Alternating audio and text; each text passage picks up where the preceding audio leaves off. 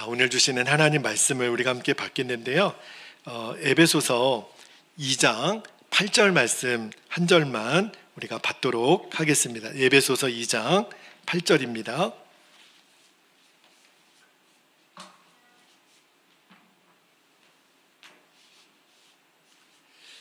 자, 한 절 말씀이니까요. 우리가 같이 한번 읽도록 하겠습니다.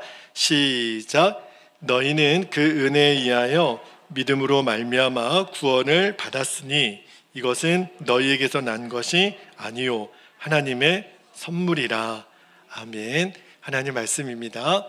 자, 오늘 밤에는 설교 제목이 은혜 아니면 살아갈 수가 없네. 우리가 조금 전에 불렀던 찬양 제목이기도 해요. 생명을 가진 자는 성장한다. 이제 시리즈 설교의 7번째 말씀인데, 오늘은 여러분에게 이 하나님의 은혜에 대한 말씀을 좀 나누려고 그래요. 우리가 신앙생활하면서 여러분이 앞으로 교회에서 제일 많이 듣게 되는 단어가 하나 있다면 그게 바로 은혜입니다. 은혜를 영어로 그레이스라고 하잖아요. 이 은혜를 여러분들이 아는 눈이 열려야, 그래야 우리들의 믿음이 성장해요.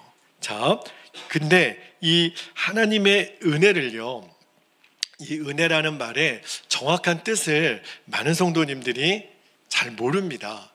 그래서 오늘 이 밤에 여러분들에게 은혜가 정말 무엇인지, 그리고 은혜 받은 자는 어떤 삶을 사는지, 왜냐하면 우리가 구원도 은혜로 받고 우리의 믿음의 성장도 은혜로 되는 거거든요. 그래서 오늘 그 은혜의 눈이 열리는 밤 되기를 축복합니다. 은혜에 대한 뜻을 여러분에게 정확한 정의를 좀 말씀드릴게요. 은혜는 두 가지 의미가 복합적으로 되어 있는 단어예요. 첫 번째는 나는 아무런 자격이 없다. 또 하나는 그런데 넘치는 사랑을 받았다. 이게 은혜예요. 나는 받을 자격이 없는데 넘치는 사랑을 받은 것. 이 두 가지 개념이 합쳐졌을 때 그때 은혜를 받았다. 그렇게 말하는 거예요. 이 자리에 앉아있는 여러분 중에 어느 누구도 나는 은혜를 못 받은 것 같다, 그런 사람 아무도 없습니다. 여러분, 나는 받을 자격이 없는데 넘치는 사랑을 받았다. 혹시 여러분 중에 목사님, 저는 그래도 좀 자격이 있는 것 같은데요, 전 이만하면 좀 괜찮지 않나요? 아직 하나님의 은혜가 정확하게 뭔지 몰라서 그래요. 또 어떤 분은요, 목사님, 내가 받을 자격이 없는 거는 알겠는데 그렇다고 해서 내가 좀 넘치는 사랑을 받고 있다는 거는 잘 모르겠는데요. 왜냐하면 지금 내 현실을 보면 뭔가 내가 원하는 대로 되어지는 것이 내 눈에 안 보이는 거예요. 그것도 아직 하나님의 은혜에 대해서 눈이 열려지지 않아서 그래요. 제가 오늘 말씀을 준비하는데 막 가슴이 너무 뜨거운 거예요. 오늘 하나님의 은혜에 대해서 여러분에게 조금이라도 좀 정확하게 알려주고 싶은데 제가 말주변이 없어서 하나님의 은혜를 좀 덜 전할까 봐 너무 걱정이 되는 거예요. 준비하면서 하나님, 저의 언변에 상관없이 오늘 하나님에 대한 눈이 완전히 열리는 밤이 되기를 그렇게 기도했거든요. 하나님이 그 기도에 응답해 주실 줄로 믿습니다. 여러분, 성경에서 은혜를 받은 사람 여러 다 은혜를 받았죠. 근데 그 중에서 제가 대표적으로 두 사람 이야기를 좀 나눌 거예요. 진짜 이 사람은 은혜를 경상도 버전으로 하면은 억수로 받은 사람. 첫 번째 사람은요, 누가복음 19장에 나오는 삭개오예요. 여러분, 삭개오의 직업이 뭔지 아시죠? 세리장이거든요. 당시 세리장은요, 사람들이 죄인 중에 상종하지 않을 죄인, 가장 나쁜 죄인으로 세리들을 그렇게 취급했거든요. 게다가요, 삭개오는 신체적인 핸디캡이 있었어요. 키가 너무너무 작은 거예요. 그래서 그 삭개오는요, 내 인생에 그래도 딱 하나 이것만큼은 붙잡아야 되겠다, 생명을 걸고 그가 붙잡았던 게 뭐냐면 돈이었어요. 돈만 있으면 돼. 사람들이 나를 죄인이라고 불러도, 내가 키가 작아도 나는 돈만 있으면 나는 떵떵거리며 살 수 있어. 지금도 그런 사람 되게 많거든요. 오직 돈만 있으면. 여러분, 나중에 삭개오가 회개하고 난 다음에 그가 그 변제했던 내용들 이렇게 이야기를 쭉 들어보면 삭개오가 이렇게 돈을 모았던 그 재정 중에 정상적인 방법으로 돈을 모은 거는 거의 없었던 것 같아요.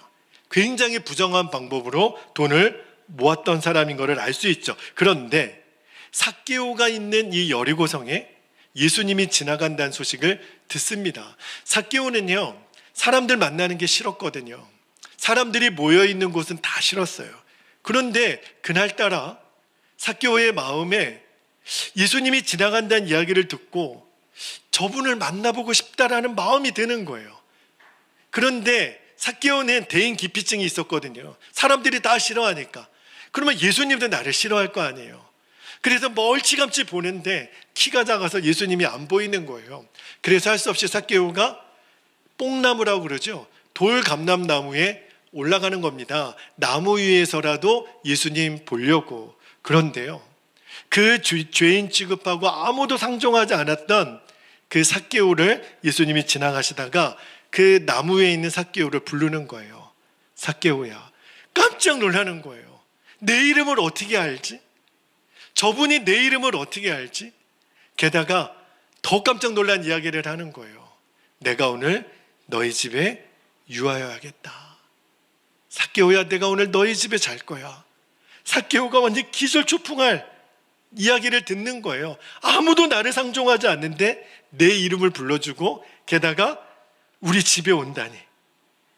여러분, 전혀 상상할 수 없는 일이 지금 벌어진 거예요. 예수님이 우리 집에 온다니. 그지요? 여러분, 사람들이 그로 인해서 막 웅성웅성하는 거예요. 여러분, 이 행동은요, 예수님으로서도 굉장히 난감한 일이에요. 왜요? 예수님이 지금 누구 집에 들어가는 거예요? 죄인의 집에 들어가는 거구나. 그런데 예수님은 아랑곳하지 않았어요. 예수님이 삭개오의 집에 들어가고 삭개오의 인생이 바뀝니다. 그가 가난한 자들에게 재산을 나눠주고, 그리고 토색한 일이 있으면 4배로 갚겠다고. 그리고 삭개오는 재정적으로 쫄딱 거지가 돼요. 근데 너무 좋은 거예요. 너무 마음이 기쁜 거예요. 여러분, 삭개오가 이렇게 바뀌게 된 것, 이게 하나님의 은혜입니다.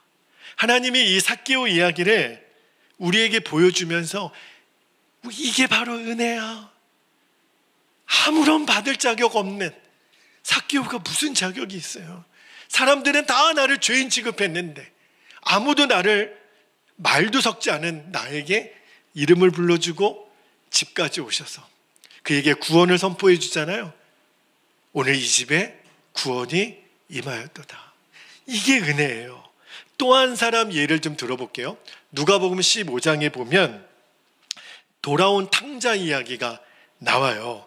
여러분 중에는 이 돌아온 탕자 이야기를 들을 때, 야, 이거 인간 말종이네, 이런 사람의 이야기로 혹시 읽었는지는 모르겠지만, 여러분, 하나님의 은혜에 대해서 눈이 열리잖아요. 그러면 누가복음 15장에 나오는 이 둘째 아들의 이야기가 그대로 내 이야기예요. 이거는 나를 위한 이야기인 것이 믿어져요. 자, 너무 유명한 얘기니까 이 둘째 아들이 집을 나간 이야기는 생략을 하고요. 저는 이 본문에서 제일 이해가 안 됐던 것이 아버지잖아요. 둘째 아들이, 여러분, 둘째 아들이 아버지한테 아버지가 나에게 물려줄 재산 중에 절반을 나에게 주십시오. 이 말은 무슨 말이냐면, 아버지 빨리 돌아가십시오. 유산은 아버지가 죽은 다음에 물려주는 거예요. 그런데 살아있을 때 아버지한테 돈을 달라고 하는 자식은, 여러분이 아버지라면 그 자식의 요구를 들어주면 돼요, 안 돼요? 저 같았으면 다리 몽둥이를 부러뜨려서라도, 야 이놈아, 네가 내가 죽기를 바라는 거냐? 재산을 달라고 하다니. 저 같았으면 안 줬을 거예요. 그런데 성경에 나오는 아버지는 아들이 달라니까 줘요. 그것도 이해가 안 되는데, 더 이해가 안 되는 거는 이방 나라 가가지고 아들이 허랑방탕하게 살다가 돈을 다 잃어버리고, 듣자 하니 저 돼지들이나 먹는 그 쥐엄나무 열매도 없어서 배가 줄여 죽어가고 있습니다. 이 이야기를 아버지가 모르실 리가 없어요. 그런데 더 이해가 안 되는 거는 아버지가 가서 데리고 오지 않아요. 여러분, 정상적인 아버지라면 이제 아들이 죽게 될 판인데 미워도 끌고 와야 되잖아요. 그런데 아버지가 안 찾아가요. 왜 그랬을까요? 도대체 왜 아버지는 그랬을까요? 이유는 아들이 스스로 돌아올 때까지 기다린 거예요. 여러분, 만약에요, 생각해 보세요. 아들이 집을 나간다고 했을 때 아버지가 몽둥이 하나 들고 와서 저처럼 막 두들겨 팼다고 한번 생각해 보세요.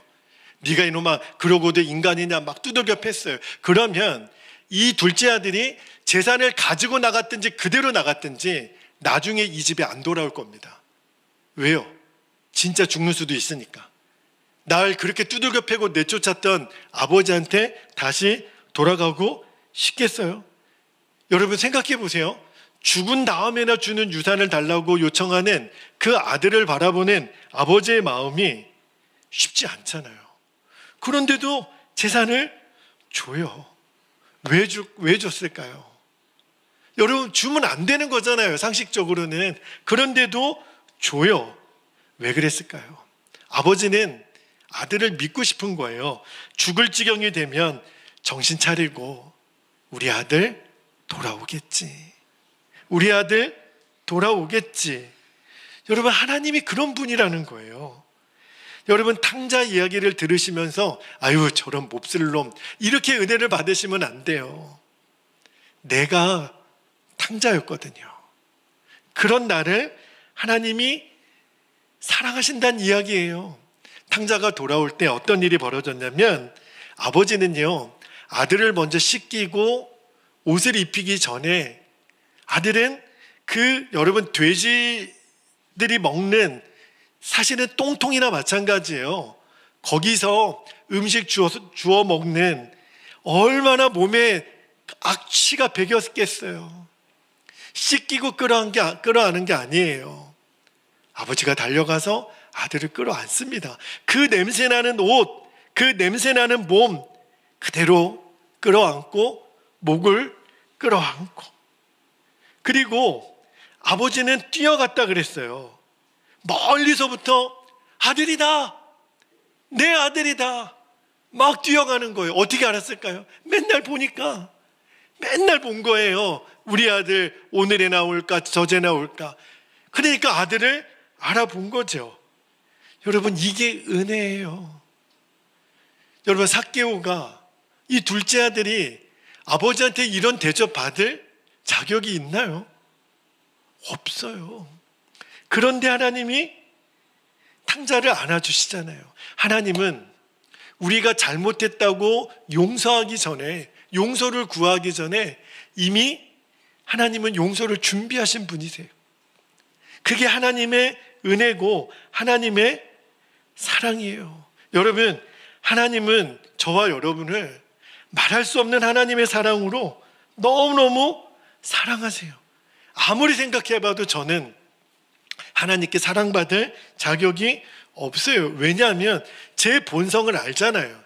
제 본성은요, 여러분이 만약에 제 마음을 이렇게 열어서 제 마음을 보면 우리 교회 다니기 싫으실 거예요. 정말 악소리 나는 그런 죄덩어리인 이런 나를 하나님이, 이런 자격 없는 나를 사랑하신다고? 이거는요, 상상할 수 없는 은혜예요. 여러분, 하나님의 은혜가 정말 적나라하게 완성된 곳, 드러난 곳이 어디죠? 바로 십자가예요. 십자가에서 하나님의 은혜가 완전히 드러난 거예요. 자, 요한복음 1장 29절 말씀에 보면 이런 말씀이 있어요. 이튿날 요한이 예수께서 자기에게 나오심을 보고 이르되 보라, 세상 죄를 지고 가는 하나님의 어린 양이로다. 여러분, 원래 죄의 짐은 누가 져야 돼요? 죄진 사람이 져야죠. 그런데 왜 죄 없는 예수님이 대신 지냔 말이에요. 죄는 내가 졌는데 왜 죄값은 예수님이 치르시냔 말이에요. 예수님의 십자가는 은혜가 무엇인지를 완벽하게 보여주는 거예요. 내가 받을 자격이 없다니까요. 내가 져야 될 십자가를 예수님이 대신 지신 거예요. 이사야 성경 53장 5절 6절 말씀을 읽어드릴게요. 5절에 그가 찔림은 우리의 허물 때문이요 그가 상함은 우리의 죄악 때문이라. 그가 징계를 받음으로 우리는 평화를 누리고 그가 채찍에 맞음으로 우리는 나음을 받았도다. 6절에 우리는 다 양 같아서 그릇 행하여 각기 제 길로 갔거늘 여호와께서는 우리 모두의 죄악을 그에게 담당시키셨도다. 내 죄를 예수님에게 담당시킨 거예요. 그게 바로 은혜라는 거예요. 그래서 여러분, 우리가 모든 예배를 드릴 때 목사님들이 축도하잖아요. 맨 마지막에 축도의 첫 문구가 뭔지 아세요? 이제는 예수 그리스도의 은혜와 예수님의 십자가의 은혜를 빌어주는 게 축복 기도거든요. 그 은혜의 뜻이 뭔지는 알겠죠? 내가 아무런 자격이 없는데 나를 넘치는 사랑으로 사랑하시는 것. 그런데 여러분, 이제는 은혜가 뭔지는 알기는 하겠어요. 아무런 자격 없는 나에게 주시는 하나님의 놀라운 사랑. 그런데 문제는요, 이 은혜를 누리는 게 사람마다 너무너무 달라요. 여러분, 내가 은혜를 제대로 누리고 있는 사람인지 아닌지 제가 오늘 여러분에게 그 말씀을 나눌게요. 첫 번째는 예배를 드리는 태도가 너무너무 다릅니다. 여러분, 오늘 제가 대통령하고 8시에 만나기로 약속을 했어요. 그러면 여러분, 청와대에서 제가 대통령 만나기로 했으면 여러분 같으면 몇 시까지 청와대에 가겠습니까? 8시 정각에 가겠습니까? 아니요. 아마 오전부터 가 있을 수 있는 사람도 있어요. 혹시라도 길 막히면 안 되잖아요. 아무리 양보해도 아마 7시 전에는 가지 않겠습니까? 여러분, 예배는요, 하나님을 만나러 오는 시간이거든요.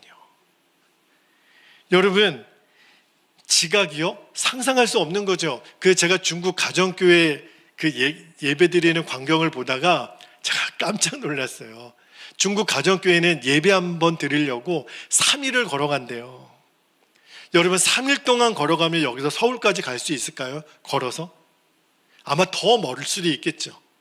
3일 동안 예배 한번 드리기 위해서 걸어가는 성도들도 있다고요. 여러분, 그 예배가 어떻게 은혜가 안 되겠어요? 예배를 드리러 가는 그 3일길 걸어가는 내내 감격이지 않겠습니까? 여러분, 찬송할 때도요, 여러분이 은혜를 누리는지 아닌지를 알 수 있습니다. 찬송가 중에 4절 찬송이 있거든요. 이것도요, 길게 느껴진다니까요. 세상에, 제가 지난 주일날 지방회가 있어서, 근데 그 짧은 시간에 예배를 한 4번 정도 드리는 거예요. 개회 예배까지는 괜찮았는데, 앞에서 진행하시는 감리사님이 매 예배 때마다 찬송을 1절부터 4절까지 다 부르시는 거예요. 제 마음에 슬슬 짜증이 나는 거예요. 그냥 1절만 부르시지. 여러분, 만약에 찬송을 드리는데 6절 찬송도 있거든요. 그러면 막 짜증이 일어납니다. 왜요? 2절짜리 찬송도 있거든요. 여러분, 제가 그 중국교회 가정교회 이야기 듣다가 그 찬양 인도하시는 분이 막 찬양 인도하는데 한 곡인데 몇 절까지 있냐면 99절까지 있는 거예요. 찬송이 99절까지 한 번 찬송하는데 50분 걸립니다. 근데 99절 다 찬송한 다음에 찬송 인도자가 뭐라 그러는 줄 아세요? 자, 우리 처음부터 다시 한번 하겠습니다. 그러는 거예요. 그러면 앞으로 55분 동안 그 찬양 한 번 더 해야 돼요. 여러분, 우리들 중에 99절짜리 찬송을 2번 반복한다 그러면 기절할 사람들도 있습니다. 근데 여러분, 이제 아셔야 돼요. 누가 정상이고 누가 비정상인지 알아야 돼요. 여러분, 다윗이 말입니다. 하나님의 법궤를 블레셋에 빼앗긴 다음에 다시 찾아왔을 때 너무 좋은 거예요. 다윗이 여호와의 법궤가 들어온다 막 나팔이 울려 퍼지는데 다윗이 너무 좋으니까 어떻게 했는지 아시죠? 덩실덩실 막 춤을 추는 거예요. 그러니까 그때는 이제 왕들도 치마 같은 옷을 입었거든요. 바지가 아니라. 그러니까 이게 옷이 다 흘러내렸던 것 같아요. 하체가 드러나는 것인지도 모르고 막 다윗이 막 덩실덩실 춤을 추니까 그 옆에 있는 왕비 미갈이 이 왕이시여 지금 이런 주책이 다 있습니까? 이게 지금 왕이 체면도 모르고 이게 도대체 무슨 추태입니까? 근데 하나님이 그 다윗의 춤추는 찬양을 기뻐 받으시고 미갈은 그 남편에게 그 빈정거린 것 때문에 그가 저주를 받아서 아이를 못 갖잖아요. 여러분 이제 알아야 돼요. 하나님은 누구에게 은혜를 더 많이 주고 누구에게 덜 주고 하신 분이 아니에요. 근데 반응이 다른걸요. 우리는 많은 은혜를 받아서 더 많이, 다윗은 더 많은 은혜를 받아서 그렇게 찬양한 겁니까? 아니라니까요. 다 똑같은 은혜를 우리는 받았어요. 증거가 있잖아요. 여러분 십자가에서 내가 지고 갈 죄의 짐을 예수님 대신 지시고 생명을 주신 거, 이보다 우리가 더 하나님에게 무슨 은혜를 구할 수 있겠어요?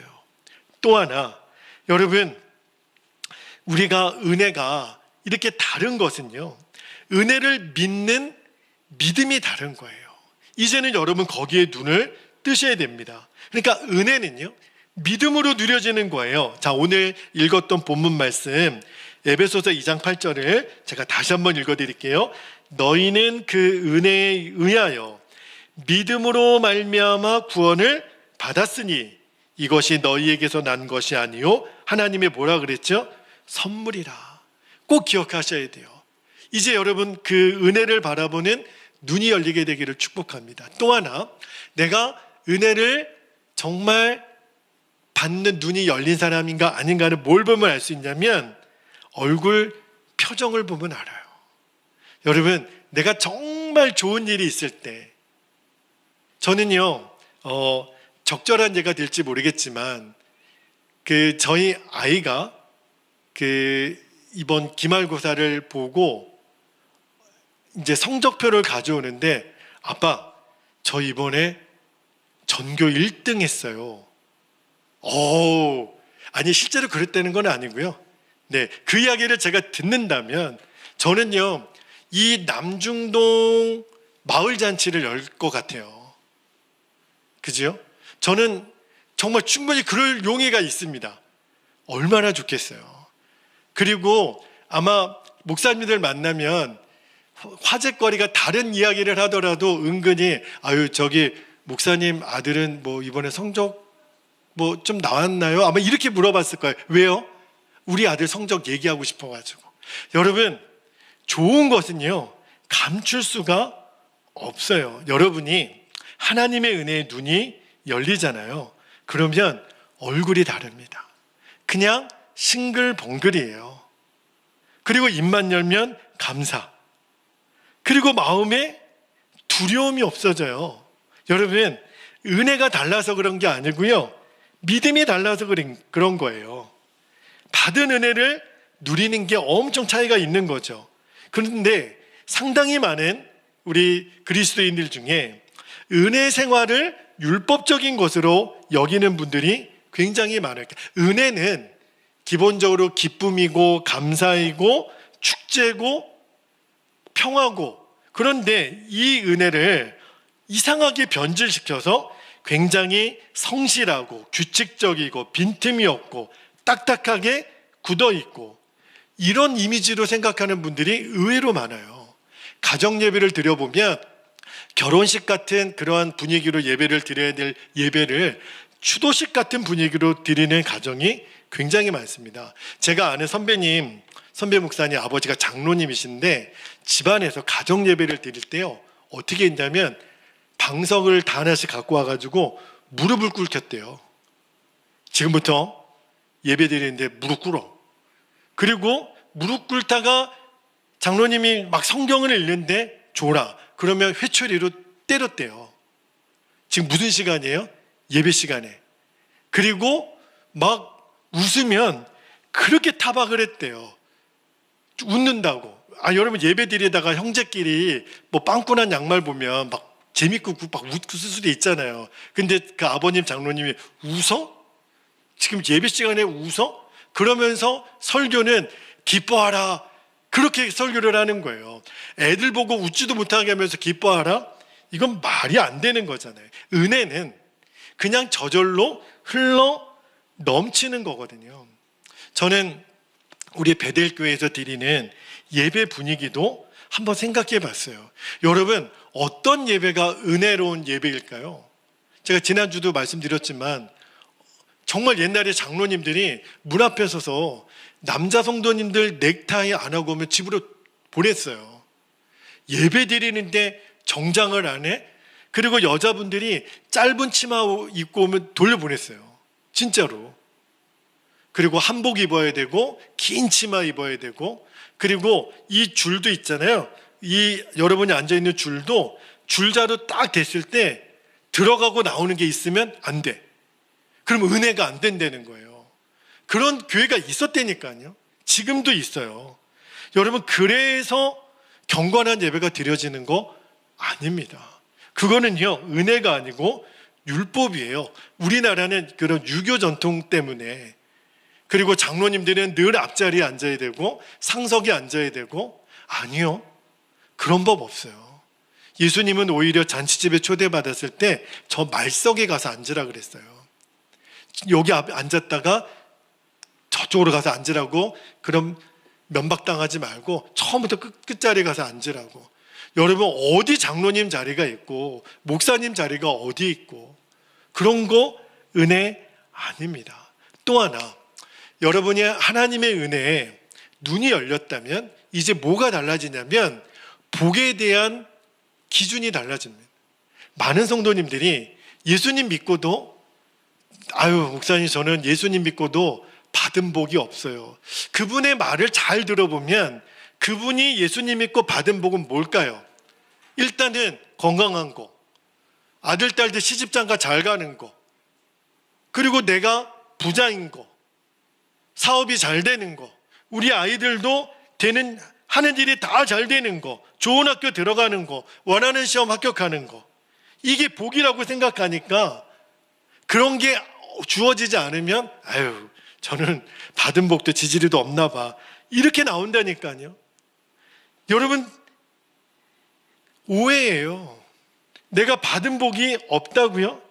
여러분, 진짜 축복이 이제는 뭔지 아셔야 돼요. 여러분, 진짜 축복을 알려면 뭘 알아야 되냐면, 내가 예수님의 십자가에서 아까 말씀드렸잖아요. 세상 죄를 지고 가는 어린 양이로다. 예수님이 내 죄값을 십자가에서 치러주셨잖아요. 여러분, 내가 속죄함을 받았다. 이게 얼마나 큰 복인지 아십니까? 여러분, 최근에도 연예인들이나 그렇게 세상 유명한 분들 중에 내 과거에 지은, 옛날에 학폭이 있었든지 또는 불륜이 있었든지 그런 사실들이 드러나는 것 때문에 그가 평생 쌓았던 공든탑이 한꺼번에 무너지는 일을 여러분 얼마나 많이 봅니까? 여러분이 우리가 아무도 몰라. 아내도 모르고 남편도 모르고 엄마도 모르고 자식도 모르는 나만이 갖고 있는 내 죄가 모든 사람이 알도록 다 드러났다면, 그러면 여러분, 우리가 사람 얼굴 똑바로 쳐다보면서 살 수 있을까요? 죄는요, 한순간에 우리들의 인생을 완전히 무너뜨릴 수 있는 힘이 있어요. 그런데 그 죄를 예수님이 십자가에서 준철아, 너의 모든 죄는 다 나에게 줘. 그리고 너 이제부터 죄 없어. 여러분, 우리가 그 은혜 받은 거예요. 우리는 내 과거의 죄가 드러날까봐 전전긍긍하는 사람 아닙니다. 내 모든 죄가 사함받은 복, 그게 십자가의 복이에요. 여러분, 물론 우리가 세상 살면서 받을 수 있는 복 많죠. 저는 우리 성도님들이 그런 복도 다 받았으면 좋겠어요. 그런데 여러분, 내가 세상에서 그토록 원하는 받고 싶은 복이 그렇게 소중한 거라면 천국 갈 때도 가져가야 되는 거 아니에요? 여러분, 내가 서울대학교 합격 증서 이거에 목을 맨 사람이라면 천국 갈 때도 그거 들고 가야 되는 거 아니에요? 내 통장에 그냥 한번 질러볼게요. 한 100억짜리 잔고 통장 그거 가지고 천국 들어가야 되는 거 아니에요? 여러분, 내가 그렇게 소중하게 여겼던 것 단 하나라도 천국에 가지고 들어갈 수 있는 게 있을까요? 그게 정말 소중한 거라면 가지고 갈 수 있어야 되잖아요. 아무런 소용이 없어요. 우리가 주님 앞에 서게 되는 날 딱 하나, 우리의 죄 문제 하나만 남아요. 왜요? 천국과 지옥으로 갈라지는 그 길에 우리가 천국에 갈 수 있는 유일한 특권은 뭐예요? 내가 예수님 믿은, 예수님의 핏값으로 구원받은 하나님의 사람입니다. 이거 하나 때문에 내 죄가 이제 예수님의 십자가 때문에 씻겨졌습니다. 이것 때문에 우리가 천국 가는 거거든요. 그때 여러분 돈 없이 살았던 거, 대학교 졸업증서 아무런 문제가 없어요. 내가 죄사함 받았다라는 거, 이게 여러분 최고의 감사예요. 그래서 여러분, 혹시 저와 여러분에게 지난날에 정말 말도 안 되는 허물이 있고 죄가 있어도 괜찮아요. 왜 그렇죠? 예수님이 다 십자가에서 해결하셨으니까. 예수님이 이제 나를 용서해 주셨으니까. 여러분, 은혜의 눈이 열리면 내가 받은 진짜 복에 대한 눈이 달라져요. 여러분, 여러분의 부모님이 여러분의 친부모님인지 아닌지 어떻게 알아요? 우리 보라자매님 어머니이신지 어떻게 알아요? 어떻게 알죠? 여러분, 내 엄마 아빠가 내 진짜 엄마 아빠인지 어떻게 알아요? 유전자 검색해 보면 알까요? 사진 대조해 보면, 돌사진 대조해 보면 알까요? 뭘 보면 알 수 있죠?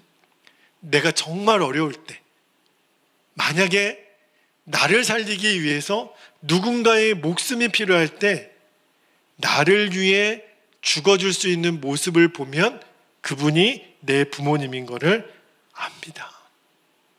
부모는요, 자식을 위해서 생명을 줄 수 있는 존재예요. 아마 이 자리에 있는 부모님 누구라도 그럴 거예요. 내 아이 살리려면, 내 누군가의 목숨이 필요하다면 나는 틀림없이 줄 거예요. 하나님 아버지는요, 우리 모든 부모들에게 그 마음을 주셨거든요. 그런데 하나님에게 아들이 하나 있었어요. 그 아들의 이름이 예수님입니다.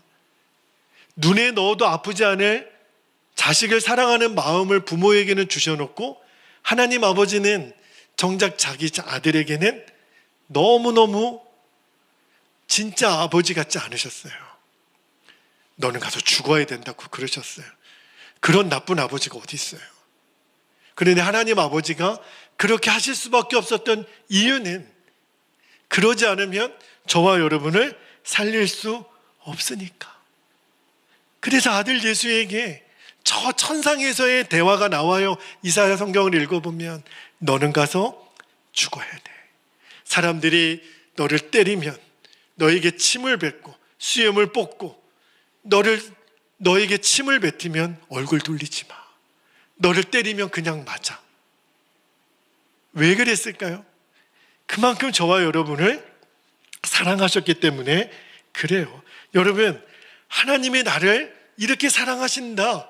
여러분, 그 십자가를 보면 알잖아요. 더 이상 무슨 설명이 필요해요. 잠옷실에서 아이들 그 젖 먹이는 그 엄마들 보면 누가 진짜 엄마인지, 아니면 다른 집사님이 지금 우유 먹이는지 기저귀 하나 가는 거 보면 안 되니까요. 여러분, 내 아이가 아닌 기저귀는요, 그 애기 똥이라도 냄새나는 똥이에요. 그런데 여러분, 내 아이가 지금 기저귀 갈 때 보면요, 내 아이의 기저귀는요, 쳐다보는 엄마의 눈빛이 다릅니다. 또 보고 혹시 무슨 다른 게 들어가 있을까 봐 냄새도 맡아보고. 내 아이의 똥은요, 향기가 돼요. 왜요? 내 아이니까. 여러분, 진짜 부모니까 십자가는요, 하나님이 우리의 진짜 아버지시구나 하는 거를 가르쳐 주시는 거예요. 여러분, 지금 저와 여러분의 형편이 어떠하든지 십자가를 우리가 정확히 알고 나면요, 두려울 게 없어요. 여러분, 꼭 명심하셔야 돼요. 다만 하나님의 은혜를 누리는 게 다를 뿐이죠. 여러분, 하나님의 은혜가 정말 믿어지면 내 인생이 완전히 달라집니다. 완전히 바뀌어요. 그런 하나님의 은혜를 받고도 아직 내가 안 변한 이유는 하나죠. 내가 아직도 믿음으로 반응하지 않기 때문에 그래요. 은혜에 대해서는 많이 들었어요. 그리고 여러분이 앞으로도 많이 들을 거예요. 그러나 그 은혜를 내 믿음으로 반응을 해야 됩니다.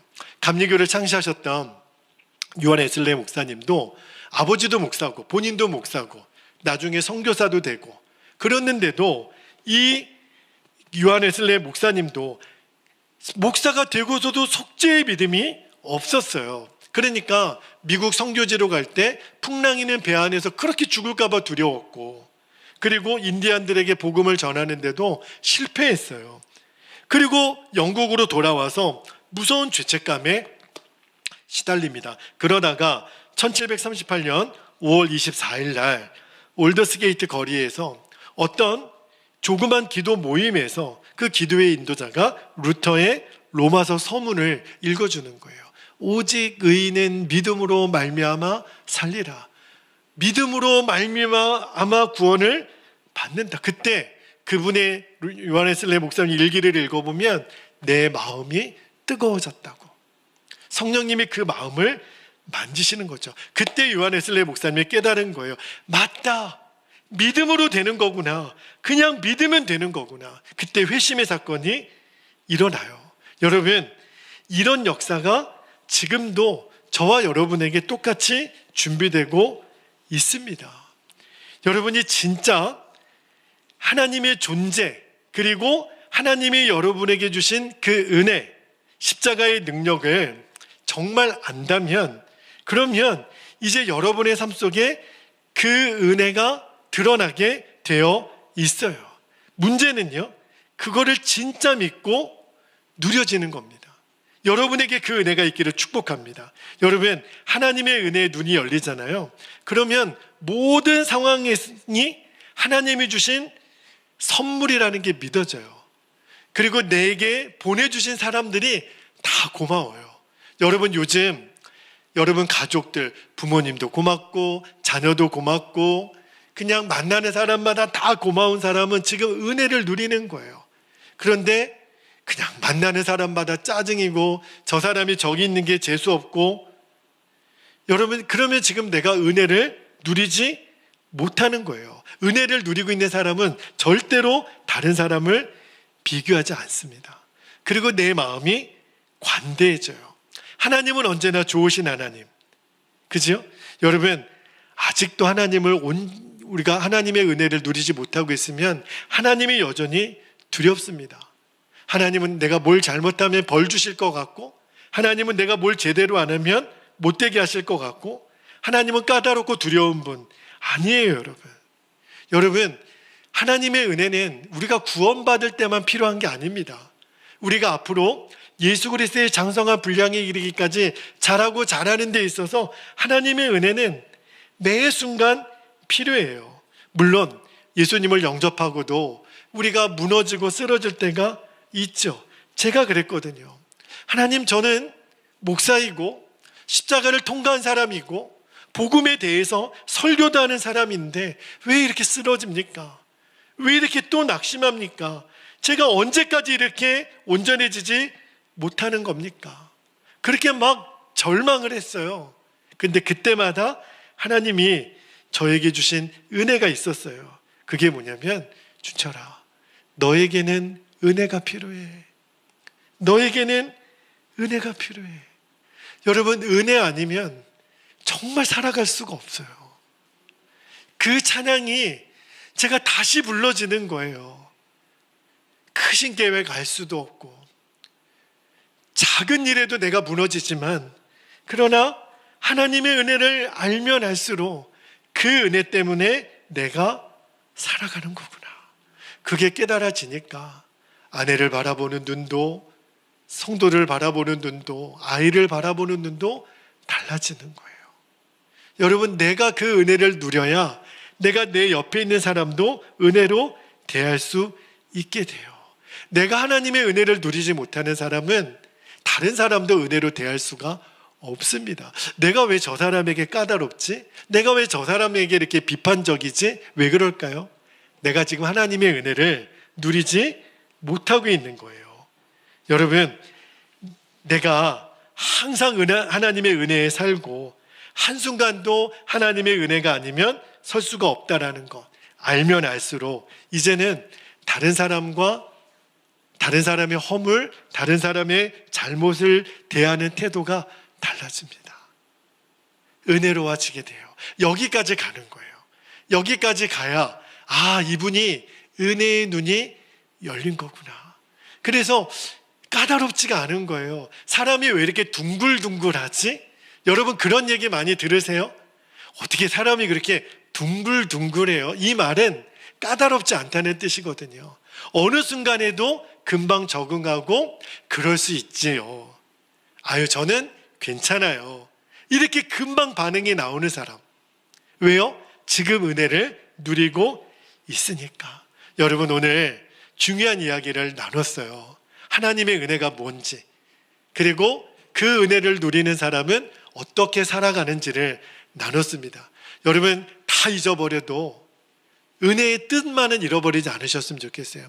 받을 자격 없는 나에게 귀한 사랑을 주신 그 은혜를 여러분들이 날마다 풍성히 누리는 은혜의 삶을 살게 되기를 주님의 이름으로 축복합니다. 이제 우리 함께 기도하겠습니다.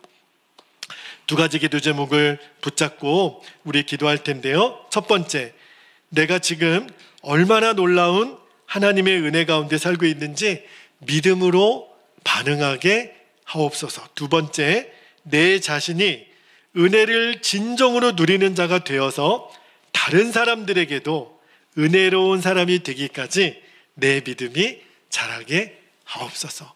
날마다 그 은혜가 여러분에게 누려지는 은혜가 있기를 축복합니다. 우리 허락하신 말씀과 기도의 제목을 붙잡고 주님의 이름을 간절히 부르신 후에 통성으로 기도하고 자유롭게 돌아가겠습니다.